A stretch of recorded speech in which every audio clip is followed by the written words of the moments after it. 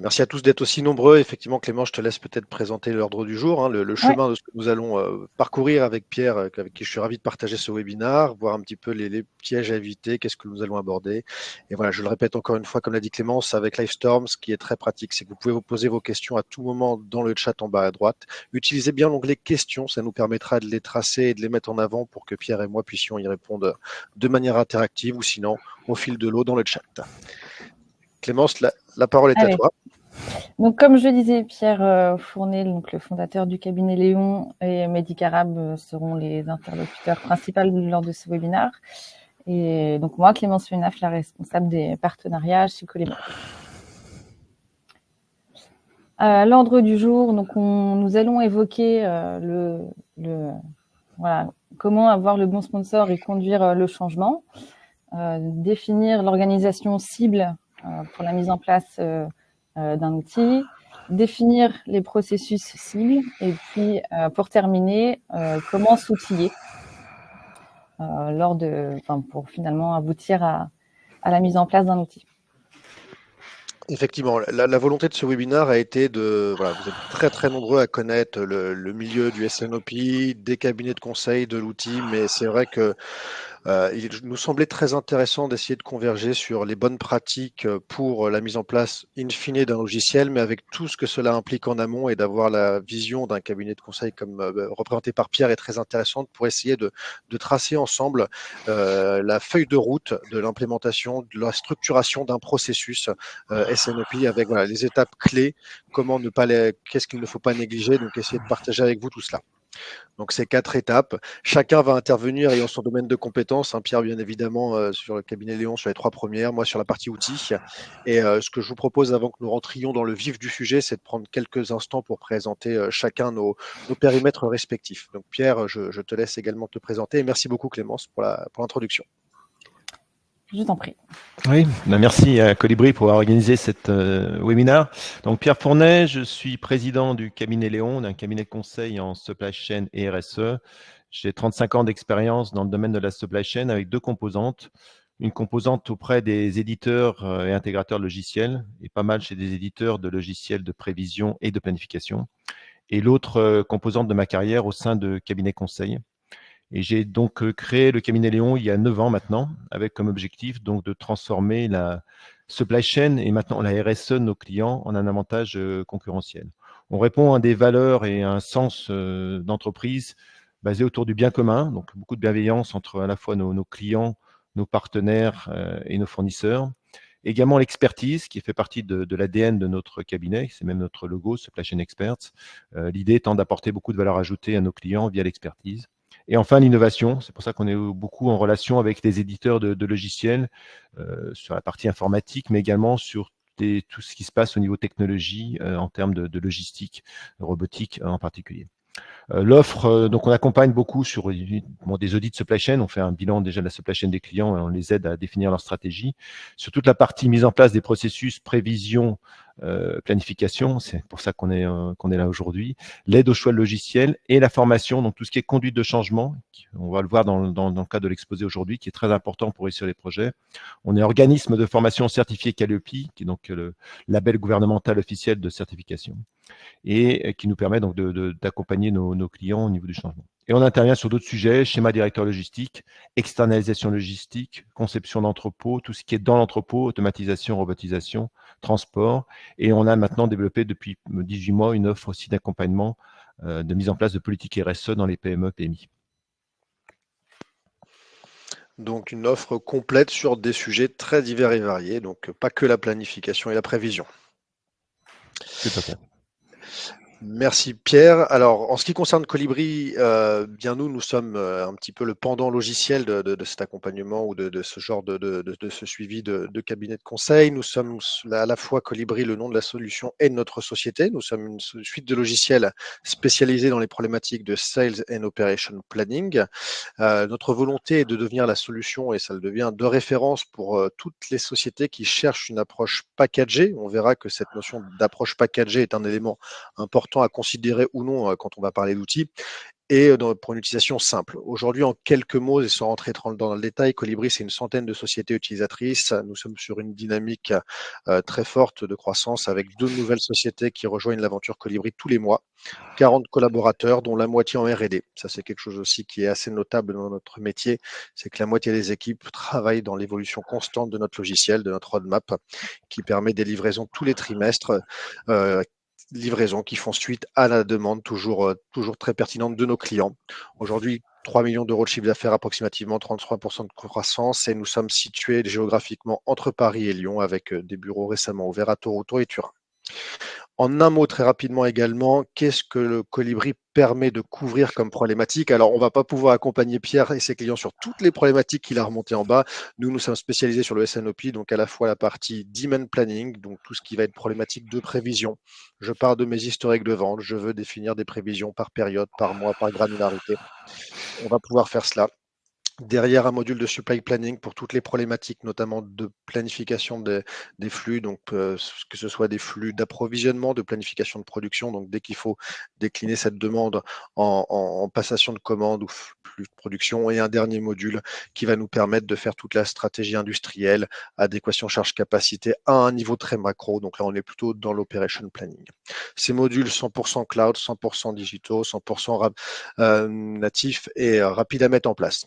Voilà, bien évidemment, je serais ravi pour toutes les questions colibriesques d'y répondre dans un entretien plus spécifique, et je vous propose que nous passions maintenant sur le vif du sujet, sur les 4 piliers que nous avons avec Pierre essayé de lister pour réussir son projet de SNOP.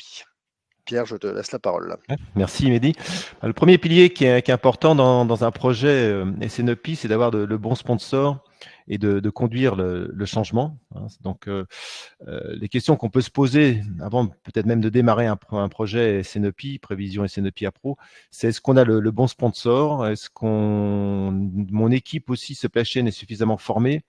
Est-ce que les autres services sont suffisamment impliqués dans l'entreprise? C'est un point. Souvent, les projets, on les voit chez nos clients, et les gens ont des soucis au niveau prévision planif. Ils recherchent rapidement un logiciel, mais c'est important de se poser d'abord les bonnes questions. Est-ce qu'on a quelqu'un qui va nous accompagner dans ce projet en termes de sponsorship? Et est-ce qu'on a derrière des équipes supply chain suffisamment formées? Et est-ce que les autres services impliqués dans l'entreprise sont suffisamment sensibilisés à la supply chain? Alors, donc, est-ce que le projet a un sponsor? C'est un point clé. Le sponsor, c'est être sûr que c'est quelqu'un du comité de direction. C'est préférable quand même. Pour un projet prévision, ça peut être par exemple la direction commerciale ou la direction supply chain. Pour un projet planification, ça peut être la direction supply chain ou la direction industrielle. Et un projet SNOP, ça peut être la direction supply chain ou également la direction générale. Une question qu'on peut se poser, est-ce qu'on a un business case? Alors, ce business case, c'est combien le projet va rapporter. Alors, c'est vrai que ces projets sont très intéressants d'un point de vue retour sur investissement. On gagne souvent 20% sur les niveaux de stock. On gagne des points en taux de service. On gagne aussi sur les coûts logistiques. Moins de livraisons urgentes. On gagne sur les coûts, par exemple, de logistique sur les entrepôts. On a moins besoin d'entrepôts de débord, ou moins de coûts de fonctionnement des entrepôts. Mais il y a des aspects qu'il ne faut pas négliger, c'est les aspects humains aussi. On peut avoir du business case sur les hommes. Ça peut être l'occasion de motiver des équipes qui travaillent au niveau des appros avec des méthodes un petit peu anciennes sur Excel, etc. C'est un bon moyen de les motiver à utiliser des outils modernes, à faire venir des talents aussi. Aujourd'hui, on voit souvent dans les offres d'emploi, recherche prévisionniste, recherche approvisionneur, vous allez utiliser tel outil, et ça, c'est tel outil logiciel, j'entends, et ça, c'est valorisant pour recruter des talents. L'autre point évoqué, la gouvernance projet. Un bon projet, c'est un projet qui a une gouvernance. Donc, il faut un sponsorship, mais il faut un comité de pilotage et un comité projet. Et puis, le dernier point qui est clé et que souvent on oublie, c'est les risques du projet. Démarrer un projet en définissant quels sont les risques de ce projet. Alors, les risques, c'est un peu toujours les mêmes. C'est la disponibilité des données, c'est la disponibilité des équipes, c'est la disponibilité des équipes métiers, la disponibilité des équipes SI. Et c'est important de les classer, de les identifier dès le départ et les monitorer tout au long du projet.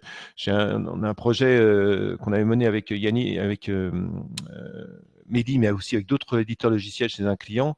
Et on s'était rendu compte en monitorant le projet, on était nous en assistance maîtrise d'ouvrage, que le chef de projet informatique entrait en phase de saturation. On le voyait semaine après semaine, il était de plus en plus saturé. Et on l'avait, comment on monitorait les risques, on les a fait remonter au niveau d'un comité de pilotage. On a dit attention, la personne ne tiendra pas le choc de la charge de travail qui va arriver. Et ça a permis à la direction informatique de libérer une personne, de se réorganiser, de prendre ça en main. C'était pas simple, mais c'est réorganiser et de libérer une personne pour aider au projet et donc d'assurer la réussite du projet. Donc un point tout à fait clé, c'est de monitorer les risques pendant toute la période du projet. Tout à fait. Tout à fait. Je me permettrais juste de rajouter aussi sur la partie sponsorship. Tu as tout à fait raison, Pierre. Nous, ce qui nous arrive aussi régulièrement, c'est d'avoir des personnes qui nous sollicitent pour mettre en place notamment un outil de prévision. On sait très bien qu'à un moment donné, la validation va devoir être faite par les membres, par exemple, du board ou autre. Et en fait, quand la validation, s'ils n'ont pas eu l'aval en amont, quand ça monte dans la hiérarchie, parfois on se prend une fin de non-recevoir parce que le board n'avait pas été impliqué dès le début. Donc il y a eu du temps qui a été perdu par les équipes, de la frustration. Donc effectivement, c'est un point qui est nécessaire, non suffisant, mais qui n'est pas négligeable pour éviter une mauvaise surprise au moment où vous allez défendre votre projet auprès de votre équipe dirigeante. Alors, un autre point qui est très intéressant, c'est aussi de sensibiliser les personnes de l'entreprise à la supply chain, hein, parce que parfois on démarre des projets, mais les gens ne connaissent pas ce que c'est dans l'entreprise, la supply chain, en particulier, je pense au commerce. Donc, quand on commence à mettre en place des solutions de prévision et de planification, c'est important que le commerce ou la finance ait quelques notions de supply chain, hein. Donc, nous, chez Léon, ce qu'on fait, on utilise beaucoup des formations. On est organisme de formation certifié Calliope. On utilise un jeu en particulier qui s'appelle le Beer Game. Alors, c'est marrant, le Beer Game, parce que c'est un jeu qui existe depuis 1960, qui a été créé par Jeff Forrester au MIT aux États-Unis et qui a toujours le même succès depuis 1960. Donc, ça permet de simuler la supply chain d'une entreprise productrice et distributrice de bière. Donc, il y a un seul produit, c'est la bière. Donc, c'est très simple en apparence. Il n'y a que 4 maillons, une usine, une base logistique, un grossiste, un détaillant. Et le jeu permet de montrer que l'importance des prévisions et l'importance des communications au sein des maillons de la supply chain. Alors, c'est un jeu très, très sympa et ça permet vraiment aux équipes qui ne sont pas de la supply chain, je pense au commerce, à la finance, à autres, d'être sensibilisées au principe de la supply chain. C'est très bien aussi pour les gens de la supply chain, hein, ils peuvent y jouer et même les directeurs supply chain peuvent y jouer avec grand plaisir. C'est toujours un bon moyen de se rendre compte du fonctionnement d'une supply chain. Alors, nous, on le complète derrière avec d'autres jeux. On a des jeux un peu plus évolués qu'on joue, qui s'appelle le jeu Stock à Pro chez Léon, qui permet de travailler avec 5 produits, d'aller un peu plus loin dans la connaissance de la supply chain. Et également, on a toute une panoplie de formations. On a 7 produits au catalogue qui permet de construire des formations pour faire évoluer les équipes supply chain. Et c'est vrai que c'est un très bon moyen pour essayer de montrer l'importance de désiloter, comme tu dis, les différents secteurs, commerce, finance et marketing, pour montrer que voilà, tout le monde doit travailler main dans la main. Voilà. Alors après, en effet, ce qui est intéressant, c'est de faire monter aussi les équipes. Là, on a vu sur la partie globale des différents services d'entreprise. Ce qui est intéressant, c'est de faire monter les équipes les équipes de supply chain sur leurs connaissances métiers. Bon, des questions, est-ce que mon équipe sait catégoriser les produits? Je pense les méthodes ABC éphémères, donc ABC en valeur de stock, éphémère en fréquence de sortie. ABC XYZ, donc en valeur de stock et en incertitude de vente. C'est intéressant, je me rappelle d'un client qui était dans l'agroalimentaire il y a quelques années qui nous a demandé de faire une étude sur son entrepôt qui était en phase de saturation. Il nous a demandé de faire une étude sur est-ce qu'il fallait qu'on prenne un entrepôt de débord ou est-ce qu'il fallait plutôt qu'on fasse une externalisation de leur logistique. Et en fait, on a dit, attendez, on va déjà regarder un petit peu quelle est votre stratégie de stock. Et en fait, on s'est rendu compte qu'ils avaient une tendance à stocker de manière trop importante les produits, les runners, et pas assez les produits un peu plus erratiques. Et donc, en revoyant simplement la stratégie de stock, on a réussi à gagner 20% de capacité de stockage dans l'entrepôt et donc à décaler ce projet de potentiel d'externalisation de débord. Est-ce que mon équipe sait distinguer les différents types de stocks? Qu'est-ce que c'est qu'un stock de sécurité? Qu'est-ce que c'est qu'un stock cyclique? J'étais chez un distributeur il y a encore quelques mois, un gros distributeur, plus d'1,5 milliard d'euros de chiffre d'affaires. Quand on leur demandait aux approvisionneurs quelle est leur stratégie de stock, ils disaient notre stratégie de stock pour les produits d'import, c'est 3 mois de stock. pour les produits France, c'est un mois. Donc, c'était une stratégie extrêmement simple, sans distinguer les produits runner, les produits erratiques, etc. La relation entre le taux de service et le stock de sécurité, oui, il y a une relation exponentielle entre les deux. Et c'est pas si évident que ça. J'étais encore chez un client il y a quelques mois où ils avaient passé des contrats avec la grande distribution, où ils avaient des contrats, ils s'engageaient à 100% de taux de service. 100% de taux de service, c'est mathématiquement impossible.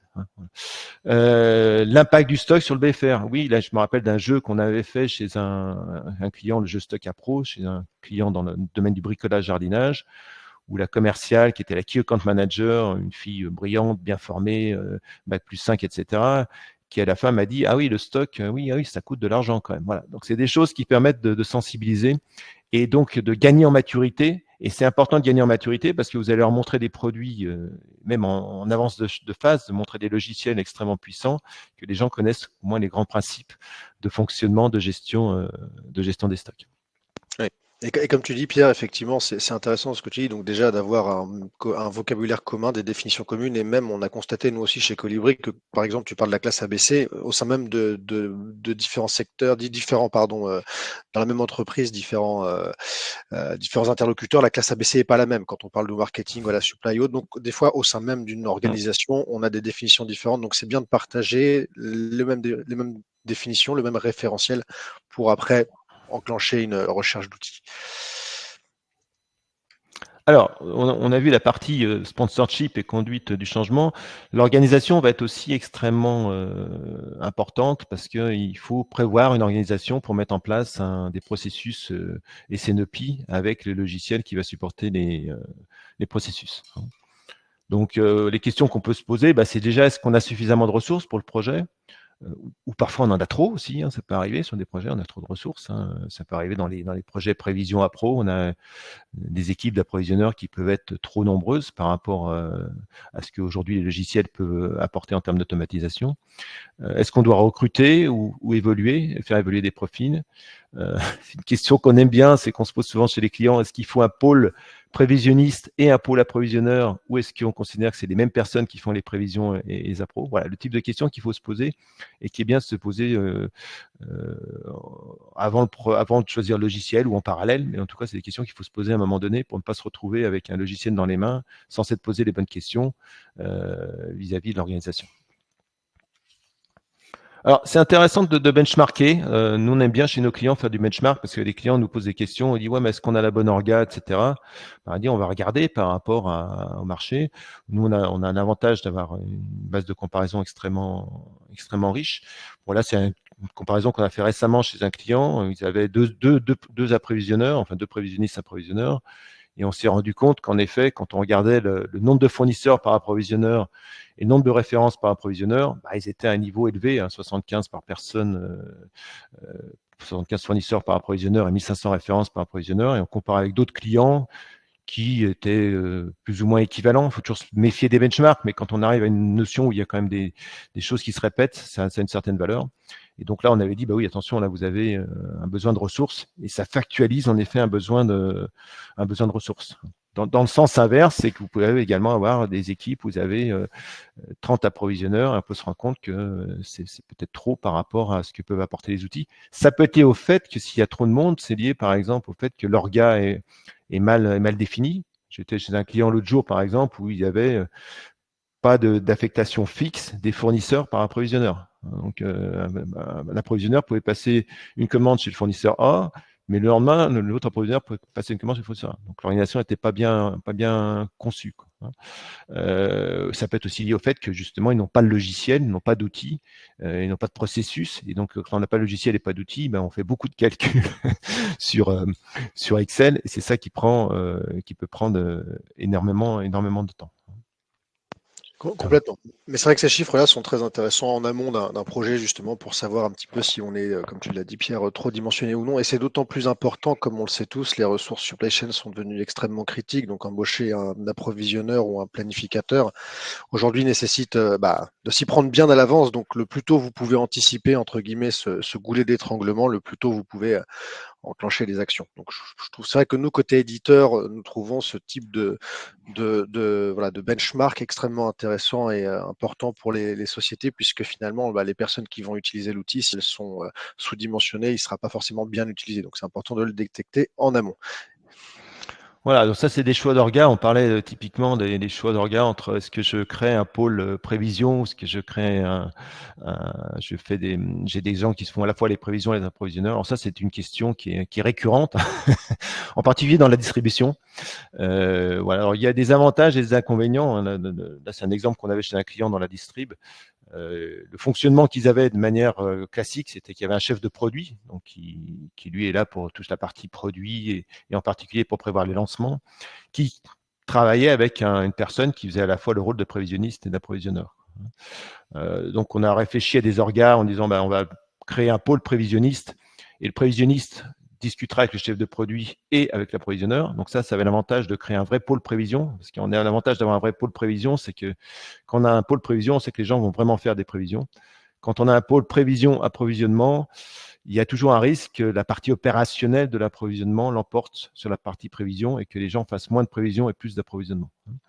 Et puis on a, donc ça c'était un pôle intéressant. Le dernier point qui était intéressant aussi, c'était que le chef de produit soit en relation à la fois avec le prévisionniste pour les aspects prévision long terme, donc là on distinguait bien la partie prévision long terme, et avec l'approvisionneur pour la partie appro court terme. C'était un triptyque qui avait beaucoup d'avantages, même si ça nécessitait au chef de produit d'avoir deux interlocuteurs.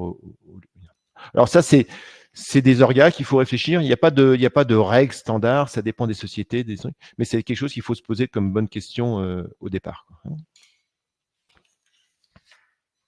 Et derrière, on va définir les rôles, en fait. On va définir les rôles de chacun. Voilà, une fois qu'on a dit l'orga, il y a 3 personnes dans cet exemple-là, qu'est-ce qu'ils font? Le chef de produit, oui, lui, son job, c'est de construire l'offre produit, de choisir les fournisseurs, de définir les prévisions pour les lancements. C'est important pour les lancements produits. Et puis d'animer la marketing review. Donc la marketing review, c'est une des 5 réunions du SNOP. Et là, en l'occurrence, le chef de produit, c'est lui qui va préparer et animer la marketing review. De l'autre côté, on a le prévisionniste qui, lui, va travailler ses prévisions, animer la demand review, donc celui qui va être en charge de la partie demand review du SNOP. Et puis, il va challenger le chef de produit sur les prévisions de vente. Je me rappelle, il y a quelques années, on avait mis en place ça chez L'Oréal. Donc L'Oréal, c'est une machine à lancer des produits. Et vous aviez toujours le jeune ou la jeune chef de produit qui sortait d'école de commerce, extrêmement enthousiaste, et c'est tout à fait son rôle, qui disait le nouveau shampoing que je vais lancer pour la gamme 35-40 ans, cheveux blancs, je vais en lancer 100. Et on avait mis en place toute la partie prévision supply chain qui disait attends, ce produit-là, on a lancé le même à 18 mois, on en a vendu 50. Donc mettons-nous d'accord sur un chiffre qui soit un peu plus cohérent. Voilà. Et puis là, dans l'exemple, les appros qui eux vont vraiment gérer la partie appro et piloter l'activité appro. Voilà, donc c'est important de bien définir les rôles de chacun dans l'organisation. On peut aller un peu plus loin jusqu'à la fiche de poste. Là, c'est un exemple de fiche de poste approvisionneur. Et on voit l'intéressant de cette fiche de poste parce qu'on voit qu'elle est vraiment orientée sur un job, j'allais dire, moderne, entre guillemets, d'approvisionneur. L'approvisionneur, c'est plus quelqu'un qui passe des commandes. Évidemment, il passe toujours des commandes, mais les outils logiciels lui facilitent la vie. Il va plutôt travailler son paramétrage, donc catégoriser ses articles et paramétrer son outil pour que l'outil fasse les bons calculs. Et ça, c'est important. Il faut qu'il maîtrise bien l'outil. J'avais l'exemple chez un de mes clients dans la distribution de produits sanitaires. On avait fait un audit. C'est un client qui avait investi sur SAP, donc SAP qui est quand même un outil extrêmement puissant. C'est une société qui faisait 130 millions d'euros, donc c'était un gros investissement. Et ils avaient mis toute la partie calcul d'appro dans SAP. Et quand on avait fait un vie-ma-vie avec les approvisionneurs, on se rendait compte que l'approvisionneur, il regardait les propositions de commande de SAP, mais il refaisait tous les calculs à la main dans Excel et il mettait son calcul dans SAP. Il disait, parce qu'il n'avait plus la maîtrise de l'outil. Et on en revient tout à fait à ce qu'on disait tout à l'heure, c'est important que les gens non seulement sachent catégoriser, sachent paramétrer, mais ils doivent maîtriser l'outil. Donc ça, c'est le rôle de l'approvisionneur, c'est de maîtriser le paramétrage de l'outil et de rester constamment en éveil par rapport à ça. Voilà, là on a mis d'autres choses sur la planification, l'activité de réception en entrepôt, ce qui est très important. C'est une chose, surtout dans certains domaines, il faut bien anticiper. Et puis plus de relations avec les fournisseurs et les achats en interne pour travailler sur la partie MOQ délai et KPI. On va regarder ça. Il faut que l'approvisionneur soit en charge de l'outil fournisseur, de gérer l'outil fournisseur. Voilà. Donc, c'est une vraie évolution de job. C'est plutôt que de dire je passe mon temps à faire des calculs et à passer des commandes d'appro, je paramètre mon outil d'appro, j'ai des relations avec mes fournisseurs, j'ai des relations avec les achats. Voilà. Oui, et le métier, comme tu l'as très bien dit, Pierre, a changé en quelques années et ça sera peut-être d'autant plus vrai encore avec l'essor de l'IA et des outils comme Colibri. Donc, on est parfaitement en ligne. Voilà, donc avant-dernier pilier, c'est les processus. Il faut définir des processus cibles, prévision, SNOP, appro.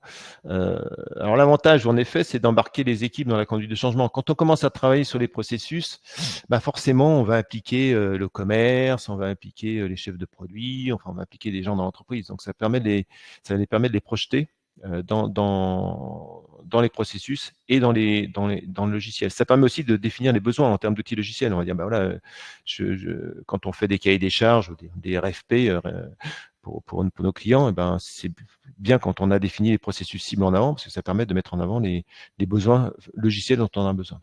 Et ça permet de réfléchir à l'organisation cible. Alors les questions qu'on peut se poser, oui, c'est les hiérarchies, oui, tu peux avancer, il faut qu'on... Non, pardon, excuse-moi, au départ. Au départ, hiérarchie, on va parler des hiérarchies, c'est des exemples de questions. La direction commerciale, est-ce qu'elle est d'accord pour valider les prévisions? Et on en a un petit peu parlé, comment on va faire évoluer le travail de l'approvisionneur, de la passation de commandes au paramétrage des stocks et à la relation fournisseur. Alors, les hiérarchies, c'est toujours intéressant d'en parler. Les outils savent savent bien gérer des hiérarchies, en particulier au niveau des prévisions, mais c'est une bonne réflexion à avoir, c'est de voir à quel niveau on veut calculer les prévisions. Est-ce que c'est au niveau famille, région? Est-ce que c'est au niveau article, sachant que ça a toujours des avantages et des inconvénients dans chaque cas? Et à quel niveau on veut valider les prévisions? Il est clair que les prévisions peuvent être validées à différents niveaux. Ça peut être par exemple à l'export, ça peut être pour un business development manager à l'export sur une zone géographique donnée. Moi, je veux avoir toutes les prévisions de l'Espagne ou de l'Italie ou des États-Unis. Ça peut être dans la grande distribution, avoir les distributions par famille de produits. Je veux valider les prévisions de la famille biscuits pour l'enseigne Carrefour. Ou ça peut être pour la famille biscuits pour les supermarchés Carrefour. Ou ça peut être pour l'enseigne Netto, Intermarché. Enfin, tout est possible. Et l'avantage des outils, c'est qu'on peut croiser ces informations dans tous les sens et avoir des visions dans tous les sens, ce qui est absolument extraordinaire dans les outils logiciels et du marché. Et ce qui permet d'avoir ces validations. Ce qui n'est pas possible sur Excel, parce qu'Excel, c'est un cauchemar lorsqu'on veut voir des visions à différents niveaux. Ça peut être aussi intéressant pour la production, parce que la production peut avoir intérêt à avoir une vision des prévisions, par exemple, au format. Je veux avoir toutes les prévisions par format de 75 centilitres, puisque derrière, ça a des influences sur ma charge de ligne de production. Voilà, c'est ça la force des prévisions. C'est important de le partager parce qu'on peut du coup avoir une seule prévision dans l'entreprise. Je me rappelle d'un projet qu'on avait fait chez PepsiCo il y a quelques années. On est arrivé, il y avait des prévisions faites par la supply chain, des prévisions faites par la finance, des prévisions faites par le commerce. Chacun dans son coin faisait ses prévisions. Et donc, on a réussi à construire une prévision commune élaborée par la supply chain qui soit ensuite utilisée par tout le monde avec des vues que chacun souhaitait. Alors, les processus, quand on parle de processus, en fait, c'est quelque chose qui est relativement simple et beaucoup de bon sens. Là, on a mis l'exemple de formalisation des processus sur les prévisions. En fait, on a des entrées, des inputs, un processus et des sorties, et on indique les participants et les animateurs de chaque processus. Bon, là, dans l'exemple, c'est un processus très classique de prévision de vente. Le prévisionniste, il nettoie l'historique, il calcule la prévision de base. Ensuite, il va récupérer les informations de lancement, de promo, etc. Ensuite, il va consolider ses prévisions. Il va mesurer la prévision et ensuite, il va faire valider la prévision par le commerce dans une réunion mensuelle, souvent mensuelle, qui correspond à la demand review du SNOP. Alors, c'est simple à écrire, mais c'est toujours différent. Il y a toujours quelques variantes dans les entreprises et c'est ce qui permet aux personnes de se projeter dans le processus et de s'assimiler le processus. Oui, et de se mettre d'accord aussi sur voilà, qu'est-ce qu'on met dedans, donc d'accorder les violons sur ce qu'on attend. Exactement. Une autre façon de le voir, c'est une autre, voilà, c'est une façon, ça c'est plutôt centré sur la demand review du SNOP. Là, on retrouve la logique d'entrée, avec les prévisions, le budget et les informations de lancement, etc. La validation, l'objectif, c'est de valider les prévisions à un niveau agrégé. On est souvent au niveau famille. Hein, et à la fin, donc, on a des prévisions agrégées, validées, pardon, et agrégées. Et là, on précise aussi les rôles de chacun sous forme d'un RACI. Donc ça, c'est du grand classique. C'est la Demand Review. Donc, c'est le prévisionniste qui est en charge d'animer et de préparer cette réunion. Et la validation, donc l'autorité qui est faite par la direction commerciale. Et ça, c'est un point qui est important, c'est de bien faire comprendre au commerce que c'est à eux de valider les prévisions en finale. Voilà, ça c'est une autre. On peut descendre à un niveau aussi plus fin. Ça, c'est un exemple assez intéressant. On parlait tout à l'heure du pôle prévisionniste approvisionneur. Là, on est dans un cas, une PMI, où pour des raisons de ressources, on ne pouvait pas tout de suite avoir un prévisionniste. Donc, il fallait continuer à travailler avec 2 prévisionnistes approvisionneurs. Et on a réfléchi, on s'est dit comment on va être sûr que les prévisions soient faites, qu'il n'y ait pas de contraintes qui ne soient pas complètement happées par l'opérationnel. Donc, on a défini une semaine type de ce prévisionniste approvisionneur, avec des phases tous les jours d'analyse de tableau de bord et de passation de commandes, tous les matins de passation de commandes sur des produits frais, secs, etc. C'est dans l'agro. Le mardi après-midi aussi, on passe des commandes. Des phases aussi régulières de relance de fournisseurs, c'est un point important. Et on a donc calé des phases sur les prévisions, avec les mercredis, jeudis, vendredis après-midi, de travail sur les prévisions. La semaine 1, on nettoie l'historique, on calcule la prévision. La semaine 2, 3, on récupère les informations relatives au lancement, switch, arrêt, bascule de produits, etc. La semaine 4, on consolide et on valide lors de la réunion mensuelle du premier lundi du mois. Donc, c'est un bon moyen de combiner à la fois le rôle d'approvisionneur et de prévisionniste.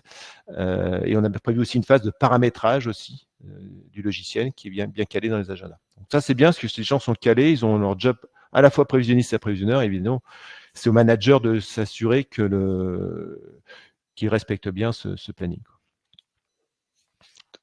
Tout à fait. Ce Voilà. que tu me disais, Pierre, aussi, quand on avait échangé pour la préparation de ce webinaire, c'est que ce type de déclinaison permet de sanctuariser vraiment le processus, les étapes, donc de ne pas avoir finalement l'opérationnel qui vienne cannibaliser du temps qui est prévu pour alimenter le processus, mais également aussi en cas, par exemple, d'indisponibilité d'une personne voyons ça positivement, par exemple, un congé, maternité, congé ou autre. L'interchangeabilité aussi des tâches permet de savoir qui doit faire quoi quand quelqu'un n'est pas là. Donc ça n'a que du positif pour alimenter le processus. Absolument. Donc une fois qu'on a fait toutes ces étapes-là en amont, que Léon ou un cabinet de conseil vous a accompagné pour se dire comment structurer mon processus, comment le formaliser, passe maintenant le moment de sauter dans le grand bain finalement, qui est de suite s'outiller. Donc je ne sais pas si Pierre, tu voulais rajouter quelque chose avant que j'embraye sur Non, la non, partie. c'est le moment de parler d'outils parce que les outils sont très importants pour en effet supporter les processus. Effectivement, et là, n'hésite pas aussi à apporter ta pierre à l'édifice. Donc, je vais prendre un petit peu le relais, en tout cas, sur cette partie-là. Donc, la dernière étape, finalement, de ce trajet qui est la finalité qui est de s'outiller, pourquoi s'outiller? Déjà, on va essayer de se poser les bonnes questions. Pourquoi s'outiller et pourquoi il est important de bien s'outiller? Alors, la première chose qui est évidente, c'est que l'outil, c'est ce qui va finalement matérialiser le processus. Donc, tout ce qui a été défini en amont par Pierre et ses équipes, qui fait quoi, quand, qui va être responsable, finalement, va se matérialiser dans le quotidien via l'utilisation de l'outil. Donc, l'outil a le rôle central. Un point également qui est très important, notamment quand on est sponsor, on n'a pas forcément ça en vue, mais finalement, l'outil, ça sera l'outil de travail quotidien des utilisateurs. Quand on va parler à un planificateur, il va passer une grande partie de sa journée, de son travail quotidien dans l'outil, ou un prévisionniste, une grande partie de son processus mensuel va se faire dans l'outil. Donc c'est quelque chose à ne pas perdre de vue quand on va choisir l'outil, c'est de se dire finalement, l'outil pour mes collègues, ça va être leur principal outil de travail. Ça va représenter aussi un choix qui est structurant, parce que là, c'est vrai, on ne se rend pas forcément compte dans l'échange qu'on a à l'instant, mais finalement, les étapes 1, 2 et 3, entre guillemets, sont ponctuelles quand on prend du recul et quand on regarde le processus sur le temps long. La structuration du processus, définir qui fait quoi ou autre, va prendre par exemple entre 3 et 4 mois. Je donne un exemple de durée. Le choix d'outils peut se faire sur 3 mois, mais finalement, quand on regarde la durée de vie d'un outil dans une organisation, on va parler de plutôt plusieurs années, Si je prends le cas que je connais chez Colibri, aujourd'hui, nos clients ont plus de 5 ans d'utilisation de Colibri. Donc finalement, toute la phase amont, qui est le choix d'outils, elle est marginale par rapport à la durée de vie de l'outil dans l'organisation. Donc l'outil, à lui tout seul, va représenter quand même un choix qui est très important dans le temps long de l'organisation.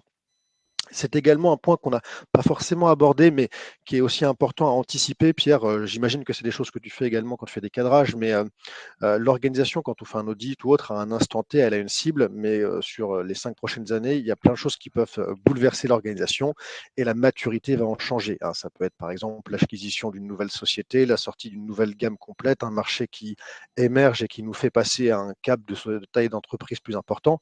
Donc en fait, toute cette évolution de la maturité de l'organisation doit pouvoir être retranscrite dans le processus et dans l'outil. Donc le choix d'outils, comme je vous le disais, c'est sur le temps long. Il faut aussi bien garder en tête que ce qui est vrai à un instant T ne l'est pas forcément à un instant T plus un. Et la finalité de mon propos, de tout ce que je viens de vous dire là, c'est que beaucoup au quotidien d'entreprises avec qui nous discutons trouvent que cela représente un choix, le choix de l'outil, comme un choix cornélien, un choix très complexe. Ce qui, d'un côté, n'est pas faux, puisque je viens de dire que c'est quelque chose qui va vous structurer sur plusieurs années, mais qui fait souvent que le réflexe naturel qui est privilégié, c'est l'immobilisme. Et aujourd'hui, on le constate, beaucoup d'entreprises préfèrent dire, voilà, je reste dans Excel plutôt que de changer, ou alors il est urgent de ne rien faire. Et à nos yeux, c'est finalement, par rapport à tout ce qu'a dit Pierre, une très, très mauvaise solution. Donc pour nous, il est extrêmement important de s'outiller et de bien voir l'outil comme une évolution sur le long terme. Alors, je vais essayer d'aborder maintenant la partie comment s'outiller, de dire une fois qu'on a fait le choix de l'outil, le choix de s'outiller, comment choisir le bon outil. Alors pour ça, bien évidemment, ce n'est pas une vision exhaustive, hein, et Pierre là-dessus, n'hésite pas aussi puisque toi tu accompagnes beaucoup de sociétés en amont, mais ce qui nous paraît important pour Colibri, quelles sont les questions à se poser, c'est déjà de savoir d'où on part. Elle est fondamentale cette question parce qu'elle va conditionner derrière un petit peu votre stratégie de choix d'outils, mais de savoir d'où on part, d'où on part, c'est important. De ne pas se voir finalement trop gros ou de ne pas se voir au contraire trop petit, d'avoir une bonne vision réaliste de la situation actuelle. Elle est importante. Je vous donne un exemple que j'ai aujourd'hui. Systématiquement, j'ai des clients qui me disent, Mehdi, je cherche, vous faites quoi Colibri en machine learning?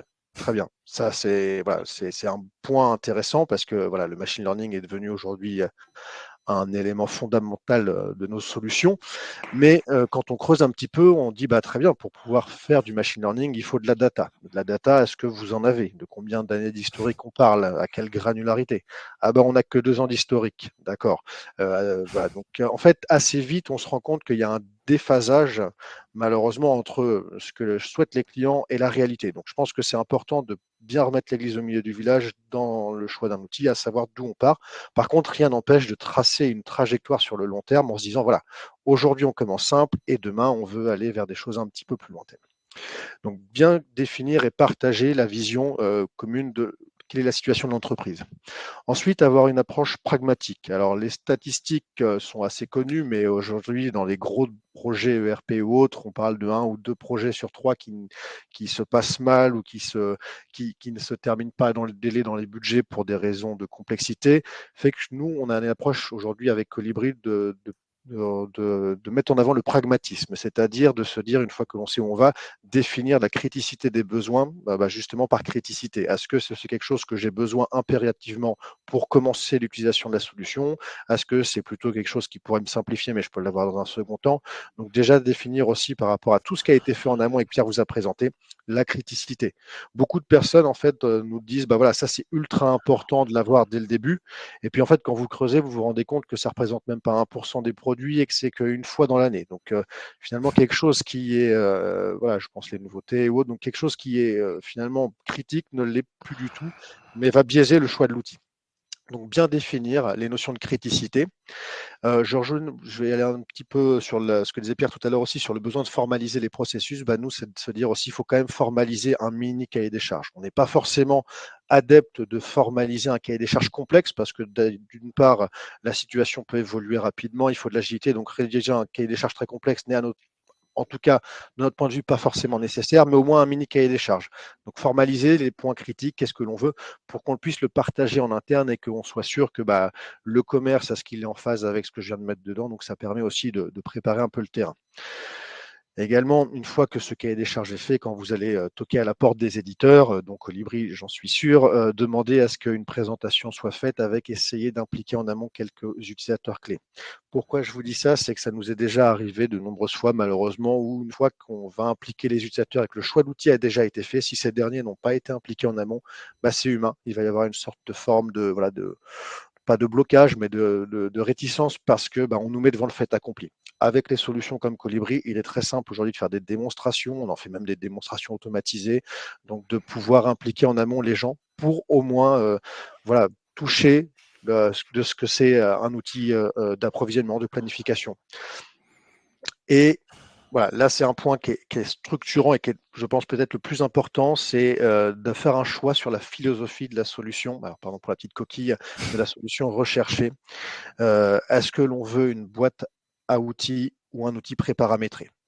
Derrière cette phrase qui peut paraître très simple, bah, en fait, ça va être vraiment une philosophie. C'est est-ce que je veux, moi, client, créer un outil qui sera 100% customisé pour mes besoins à moi? Mais derrière, bah, cette approche-là va nécessiter d'impliquer des gens qui vont maintenir cet outil, d'avoir des gens en interne qui vont être les sachants de la solution pour la faire évoluer, ou au contraire, est-ce que je sais que je pars d'assez loin, je pars d'Excel et je veux un outil bonne pratique qui va me faire monter en maturité. Là, il n'y a pas de bonne ou de mauvaise réponse, hein. Les deux solutions les deux approches sont valides, mais il faut voilà, privilégier une approche par rapport à une autre qui correspond à tout ce qu'on a dit en amont, savoir d'où on part vers là où on veut aller. Parce que derrière, les coûts humains, les coûts projets, les coûts de mise en place ne seront pas du tout les mêmes. Est-ce que Pierre, tu partages ce que je dis là? Est-ce qu'il y a des choses que toi, tu voudrais rajouter sur le comment s'outiller? Je sais que toi, tu accompagnes beaucoup aussi de sociétés pour faire le choix d'outils, donc peut-être que tu peux Non, mais aussi je pense que nous. c'est intéressant ce que tu signales, en effet, et c'est vrai il faut aussi dans la rédaction des besoins être assez pragmatique et définir vraiment ce qu'on veut les outils sont puissants aujourd'hui. Il faut savoir être pragmatique et aussi, c'est un point qui est important, c'est rentrer dans les outils, c'est-à-dire que dans les sociétés, vous avez des façons de travailler, des façons de fonctionner. Il faut aussi, évidemment, garder la valeur ajoutée de ça, mais surtout rentrer dans les outils. Les outils sont puissants. Ils savent très très bien faire des prévisions, de la planif, de la gestion des appros. Donc il faut aussi rentrer dans la logique des outils. Aujourd'hui, des outils de prévision, de planif, d'appro, ils couvrent les besoins, quoi. Donc c'est pas la peine de réinventer la roue.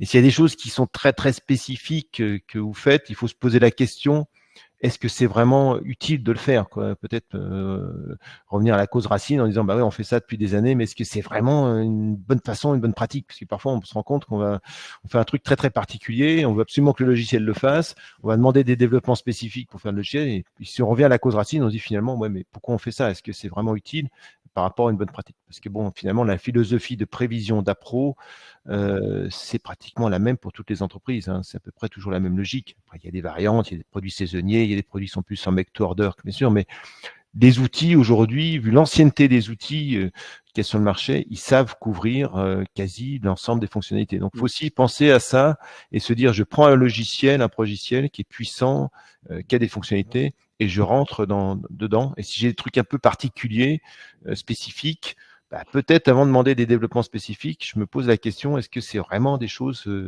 spécifiques que j'ai, ou est-ce que c'est un truc je trimballe depuis des années, mais qui n'est pas forcément avec une valeur ajoutée réelle, quoi. Ouais, complètement, complètement. Essayez d'avoir cette approche pragmatique. Je vois que Jean-Pierre sur le chat nous disait aussi tout à l'heure pour rebondir sur la phrase sur le machine learning. Machine learning, il y a pas mal de buzzwords, mais pourquoi faire? C'est vrai qu'effectivement, j'en ai parlé tout à l'heure, mais l'IA n'est pas une fin en soi, c'est plutôt un outil. Donc, bien, voilà, l'importance de savoir d'où l'on va, c'est de se dire, voilà, quels sont mes cas d'utilisation et qu'est-ce que je veux en faire avant de se dire, c'est une finalité et je veux de l'IA. Pour cette dernière slide sur la partie outils, c'était essayer aussi, donc liste non exhaustive également, mais de partager avec vous quelles sont les fonctionnalités qui nous paraissent importantes d'avoir dans l'outil pour toutes les raisons que Pierre et moi avons expliquées, et que bien évidemment, sans grande surprise, Colibri inclus, mais c'est voilà, essayons de prendre du recul. Donc, un des aspects importants dans l'outil, ça va être d'essayer d'unifier, comme tu l'as dit Pierre tout à l'heure, des personnes d'horizons différents, le commerce, la supply et la finance dans le même outil. Et donc, pour pouvoir mener ça à bien, eh ben, j'aime bien avoir le terme, c'est un peu comme il faut une sorte de pierre de Rosette pour pouvoir faire communiquer tout le monde. Et donc, ça sera l'outil avec implicitement des besoins de changement d'unité. Tu l'as dit tout à l'heure, mais le commerce va souvent parler en valorisation, la finance également, la supply peut-être plus en palette, en mètres cubes pour anticiper ça. Donc, il faut que les outils soient capables d'unifier tout le monde au travers de la possibilité de changer d'unité, mais également aussi, tu as parlé tout à l'heure, très important, de hiérarchie, donc de faire en sorte que tout le monde retrouve ses petits, le commerce, sa division commerciale, la supply, ses lignes de production. Donc, voilà, l'unification au travers des dimensions et des unités. On a parlé également de manière très, très rapide, mais c'est très important, les métiers de demand planner et de supply planner vont changer. Il ne faut pas perdre de vue que la nouvelle génération qui arrive sur le marché du travail, c'est une génération qui a été habituée à ChatGPT, à avoir un travail mâché en amont sur beaucoup de tâches aujourd'hui. Enfin, faut en avoir conscience. Donc, quand vous êtes industriel et que vous embauchez des nouveaux entrants et que vous leur dites vous allez devoir faire ça dans Excel, je pense que là, le grand écart pour eux est trop important. Et donc, il est important que les outils puissent mâcher le travail et automatiser. Donc, on parle notamment dans nos métiers d'automatisation de la prévision, de l'automatisation des propositions de commandes. Donc, là où, ce que tu disais, Pierre, très justement, là où avant on faisait que passer des commandes, là, on va plutôt venir travailler par exception, challenger, etc. Un point également important, c'est que finalement, on est tous humains, on souhaite quand on travaille dans un outil, on a besoin de travailler de manière efficace. Et tu as dit tout à l'heure quelque chose qui est très intéressant et que je partage complètement, qui est beaucoup des clients avec qui on a échangé, utiliser SAP, mais travailler dans Excel à côté parce que trop complexe, boîte noire, trop lourd. Bon, ça, c'est malheureusement un constat qui est trop régulièrement fait. Et donc, il faut que l'outil soit une ergonomie claire, simple et une possibilité de travailler par exception. J'ai 1000 produits, j'ai pas besoin de revoir tous les produits. L'outil, montre-moi les produits sur lesquels mon temps est précieux. Donc là, elle a besoin de simplifier. L'embarquer, voilà, embarquer, je ne vais pas forcément aller tout dans le détail pour tous, mais embarquer également, on disait, embarquer des nouveaux entrants, embarquer des nouvelles personnes dans l'outil, c'est important. Donc, si on prend un petit peu de recul également, et tu l'as mentionné, Pierre, tout à l'heure, quand on essaye de recruter des talents sur le marché très tendu de la supply, avoir des outils en place, avoir des processus déjà en place, finalement, devient un avantage compétitif par rapport à vos concurrents qui n'auraient que du Excel. Donc, c'est quelque chose qui est important. Et ça permet aussi, je le disais dans l'outil, d'incorporer des informations qui parlent à tous. Donc, l'intérêt de l'outil aussi, ça va être de n'avoir qu'une seule version, si on parle de prévision, donc d'arrêter de désiloter tout cela et donc importer, par exemple, le budget. On en parle régulièrement, Pierre, mais le budget dans l'outil, ça permet de pouvoir, par exemple, comparer prévision et budget, voir où on en est. Donc également, voilà, des KPI partagés par tous, mesurer l'efficacité d'un processus. On a beaucoup parlé de processus dans ce qu'on a dit avec Pierre en amont, mais finalement, un processus, si on transforme une entrée en sortie et on mesure cette efficacité, donc c'est clé que ce processus, on soit capable de mesurer son efficacité. En un mot, pour matérialiser ça, quand on parle de prévision, on pense tous à la fiabilité des prévisions. Quand on parle d'approvisionnement, on en a parlé tout à l'heure, ça peut être la fiabilité des fournisseurs, on time in full, etc. Mais voilà, il faut que les outils intègrent des KPI pour essayer au maximum d'arrêter de faire ces indicateurs à côté et surtout pour pouvoir rendre des comptes régulièrement à la direction qui vous a donné son aval pour faire le choix d'un outil. Et enfin, les deux derniers points qui me paraissent aussi souvent négligés de notre point de vue, quand on choisit un outil, c'est deux points qui sont très très importants pour la simple et bonne raison que j'évoquais tout à l'heure. L'outil, vous allez l'utiliser sur un temps très long, 5, 6, 7, 10 ans. En tout cas, c'est généralement quand vous choisissez un outil, l'idée que vous avez derrière la tête. Et il y a deux aspects qui doivent ne pas être négligés, c'est l'évolutivité de l'outil et la fidélisation. L'évolutivité, j'en parle rapidement, mais finalement, votre société va évoluer. Vous allez, comme je le disais tout à l'heure, avoir des nouveaux produits, des nouvelles gammes et autres. Il faut que l'outil puisse évoluer avec vous, avec vos besoins. Il faut que ça puisse libérer du temps à vos équipes et, je le disais aussi, vous permettre d'avoir alors, oui, je pense que évolutivité et fidélisation ont été intervertis. Excusez-moi pour ce petit micmac. Mais voilà, l'évolutivité, il faut que l'outil puisse vous accompagner dans votre changement de structure, nouvelle division commerciale, nouveau rachat de société, etc. Et sur l'autre aspect, c'est la fidélisation. Donc, vos équipes qui sont là actuellement, si vous êtes sur Excel, leur promettre d'avoir un outil pour les outiller, ça va permettre de leur dire, voilà, je sais que vous avez des difficultés aujourd'hui avec les outils actuels. Je te propose de travailler sur l'acquisition d'un nouvel outil. C'est des projets qui sont intéressants pour eux, qui sont qui donne un bon signal également de dire, bah voilà, on va vous aider. Et je le disais rapidement, pour attirer des nouveaux talents, c'est quelque chose aussi qui est très important et qui va devenir même vraiment vital d'ici quelques mois, hein. Aujourd'hui, on voit encore, il n'y a pas une journée sans que des clients me disent on cherche à embaucher des prévisionnistes, des approvisionneurs. Bah, je pense que si vous leur dites vous utilisez un outil comme Colibri plutôt que vous faites du Excel et que vous vous arrachez les cheveux et que vous allez juste passer des commandes, bah, il y a pas photo. Voilà pour, à nos yeux, les fonctionnalités clés, hein, qui sont encore une fois non exhaustives. Et derrière, une fois que vous avez listé tout ça, bah, reste à faire le choix de la solution qui, bah, dans notre cas, ce sera plutôt du Colibri, nous l'espérons. Mais en tout cas, nous espérons avec ce webinaire que vous avez pu voir un petit peu les différents éléments à prendre en compte, les différentes choses à prendre en compte avant de se lancer bien en tête dans le choix d'un outil. Je ne sais pas si Pierre, tu veux rajouter quelque chose pour avancer. S'il y a des questions, encore une fois, n'hésitez pas à les poser, hein, dans la liste des questions. Je pense que c'est un point aussi qu'on peut souligner, c'est peut-être en termes de choix, une fois que vous avez défini vos processus, défini votre orga, fait monter en compétence, en maturité vos équipes par la conduite de changement et que vous avez donc choisi le logiciel, mis en place le logiciel. Derrière, il faut aussi maintenir le niveau, hein. Nous, ce qu'on constate souvent chez les clients, c'est qu'ils mettent beaucoup de temps à choisir des logiciels, à faire des cahiers des charges, à faire des maquettes, des démos, etc. Et puis, ils choisissent, ils mettent en place. Et puis après, le temps passe, comme disait Mehdi, un logiciel, c'est 5 ans, 10 ans, parfois 30 ans, hein, ça peut rester très longtemps. Et souvent, ce qu'on constate malheureusement, c'est qu'il y a une notion des gens qui ont commencé à travailler, ils s'en vont parce que c'est la vie des entreprises. Et ceux qui les remplacent, ils sont formés sur le tas. Alors, moi, je veux dire, il y a un truc qu'il faut bannir, c'est la formation sur le tas. C'est-à-dire, c'est la personne qui est en place qui forme la suivante. Quand il y a un changement de poste, il y a un prévisionniste qui s'en va, un approvisionneur qui s'en va. Il faut repasser par l'éditeur ou l'intégrateur, se reformer sur l'outil. Il faut repartir à zéro, se reformer sur les basiques. Parce que quand on se forme sur le tas, nous, on est un organisme de formation certifié Calliope. Quand vous donnez l'information, il y a déjà 50% de ce que vous donnez qui est transmis simplement.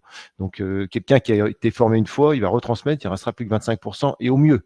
Parce que souvent, ce qui se passe, c'est que l'utilisateur, il va transmettre sa connaissance sur ce qu'il sait utiliser lui. Donc, c'est assez réduit, c'est parfois 5% du logiciel ou 10% du logiciel. Donc, c'est important lorsqu'on a des changements dans les équipes, il y a un nouveau provisionniste, un nouvel approvisionneur, un nouveau planificateur de production, on repasse par l'éditeur, on redemande une formation complète pour que la personne soit formée de A à Z et qu'on reparte sur bonne base. Sinon, tout l'investissement qui a été fait au préalable, il va s'effriter de manière inéluctable. Ouais. Et c'est d'autant plus vrai sur des outils maintenant SaaS, comme je le disais tout à l'heure, nous livrons des nouvelles fonctionnalités tous les trimestres. C'est d'autant plus vrai que si l'outil évolue en plus, donc les 5%, si tu as de nouvelles fonctionnalités sur lesquelles tu n'es pas formé, ce 5% devient plus que 4 ou 3. Donc c'est effectivement un facteur de perte d'adhésion dans l'outil que de ne pas, entre guillemets, de négliger la passation de connaissances ou de se dire, voilà, je refais une formation pour repartir sur de bonnes bases. Et ça, c'est effectivement un point, tu as raison, très, très important dans la passation de la connaissance du processus dans l'organisation. Il y a eu une question d'Emmanuel que je peux te lire, qui je pense est plutôt pour toi, Pierre, ton avis. Donc, voilà, la définition de l'organisation cible ne devrait-elle pas se faire après la définition des processus cibles? Je pense que là, il peut y avoir débat. Mais... Oui, c'est très bonne. En général, c'est une très bonne question. En général, c'est une très bonne remarque. En général, on définit les processus cibles et on regarde l'impact. En fait, une fois qu'on a défini les processus cibles, on regarde l'impact des processus. Et l'impact, il est souvent sur l'orga, en effet. Donc, c'est une très bonne remarque. Oui, ça peut être tout à fait fait. En général, on le fait dans ce sens-là. Bon, après, tout est possible. Et ça peut être fait aussi en parallèle, parce que quand on commence à réfléchir sur les processus, on commence à se poser des questions sur l'orga. Donc, ça peut être. Mais en général, oui, c'est une bonne remarque de la personne, c'est qu'on commence par les processus cibles qui, du coup, on se dit, bah oui, il y a des processus cibles, on définit un processus prévision, un processus appro, un processus planif, et on se dit, ah oui, mais attends, mais quel est l'impact sur l'orga actuel, comment je vais gérer ça? Voilà, donc là, c'est une très bonne remarque, ça se fait plutôt dans ce sens-là. Très bien, merci Pierre pour la réponse. Alors, j'ai l'impression qu'il n'y a pas forcément plus de questions, donc n'hésitez pas, hein, si vous en avez. En tout cas, voilà. Il y avait une question de Yannick, mais il est parti, je crois, mais qui était plutôt sur savoir comment appliquer le commerce, les key account managers dans le processus. Ah oui. si on voulait passer un processus hebdomadaire. C'était ça son idée. Effectivement, la question a été mise dans le chat, c'est pour ça que je ne l'ai pas vue, pardon. Oui. Donc voilà. Je dois... Ouais. Bon, là, je pense qu'il aurait fallu avoir un peu d'échange avec lui, mais en tout cas, la partie hebdomadaire, les outils sont essentiels. Je pense un peu ça, sa remarque sur les outils, c'est et Mehdi l'a souligné tout à l'heure, le mode collaboratif des outils est essentiel. Et si on veut impliquer le commerce, c'est vraiment très important d'avoir des outils. Au niveau des prévisions de vente, on l'a vu chez des clients, quand on met en place les prévisions de vente, bon, les commerces qui ne sont pas toujours forcément impliqués dès le départ. Hein, il faut regarder ça d'un peu loin ou d'un peu de haut, etc. C'est pas toujours facile de les impliquer dans les réunions de définition des processus, mais on y arrive.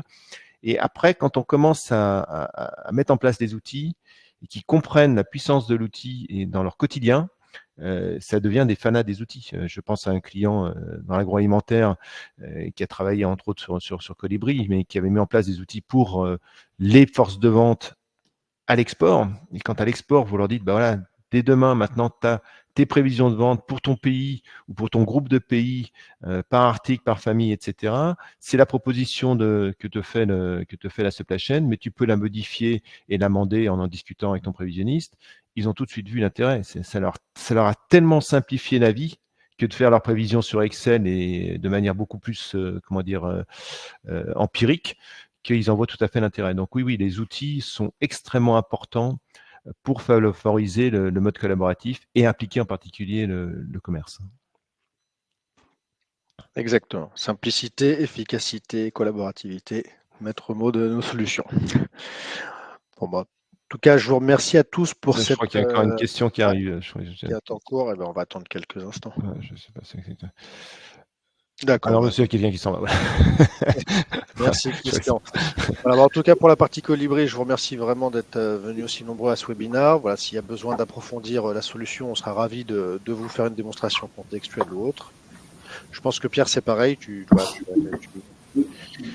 n'y a pas de souci, on est à votre disposition si vous voulez des renseignements sur la partie évidemment processus, conduite de changement, orga, aide au choix de logiciel, c'est notre métier, on serait ravis de vous accompagner dans vos réflexions. Merci beaucoup, merci à tous. Merci. Merci. Bonne journée.